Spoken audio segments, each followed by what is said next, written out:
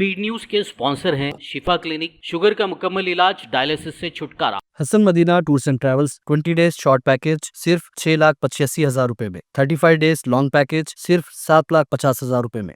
अस्सलाम वालेकुम, आदाब, मैं हूँ अब्दुल खादर। आइए 3 अप्रैल की देखते हैं स्पीड न्यूज़। गजा में इस्राएली फौज ने किए ताबड़तोड़ फिजाई हमले, यूएन क्लिनिक पर भी की बमबारी, 2 दर्जन बच्चों समेत मजीद 80 फलस्तीनियों की शहादत। कैदियों की रिहाई के लिए गजा पर कब्जे की कोशिशें जारी, इस्राएली पीएम नेतन्याहू का बयान। गजा में आम शहरी इमारतें समेत अक़वाम मुत्तहिदा की इमारत पर भी बमबारी का किया एतराफ़।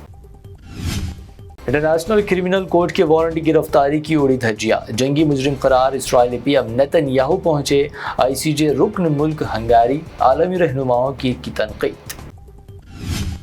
इंतहा पसंद इस्राएली मिनिस्टर बेन गुविर ने फिर की इश्तियाल अंगेजी, यरूशलेम में मकाम मुक़द्दस मस्जिद अक्सा इहाते का किया दौरा, सऊदी अरब ने की सख्त मज़म्मत।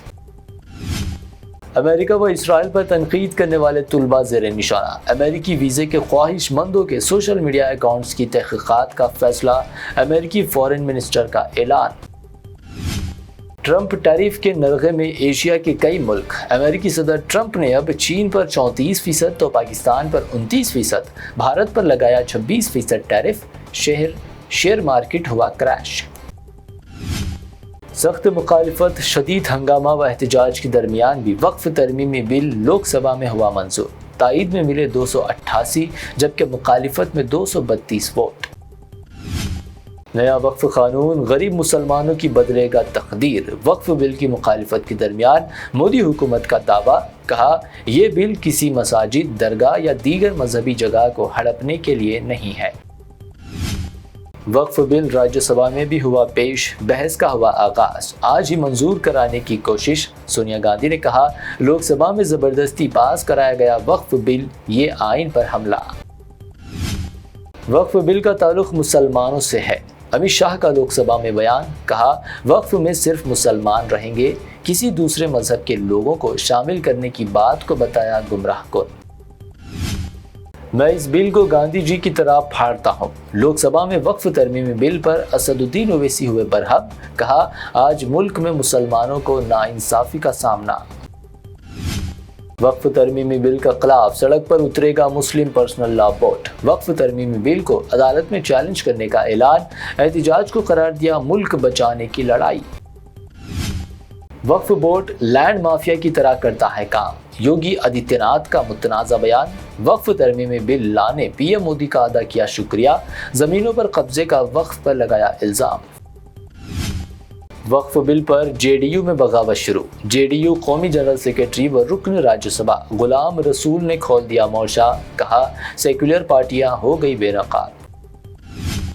वक्फ तरमीमी बिल का खिलाफ डीएमके अरकान पार्लियामेंट का एहतजाज, काले कपड़े पहनकर पहुंचे राज्यसभा, तमिलनाडु असेंबली में भी किया अनोखा एहतजाज।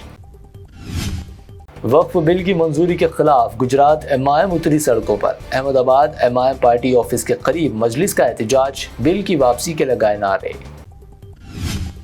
अब तमाम जजेस को ओहदा संभालते ही अपने असासों की तफसीलात करनी होगी आम, शफाफियत और अदलिया पर अवाम का एतमाद बरकरार रखने सुप्रीम कोर्ट ने उठाया बड़ा कदम। कांग्रेस सदर खरगे पर जमीन हथियाने का बीजेपी एमपी अनुराग ठाकुर का इल्जाम, भड़क गए मल्लिकार्जुन खरगे, कहा टूट जाऊंगा लेकिन झुकूंगा नहीं, इल्जाम साबित करो मैं दे दूंगा इस्तीफा।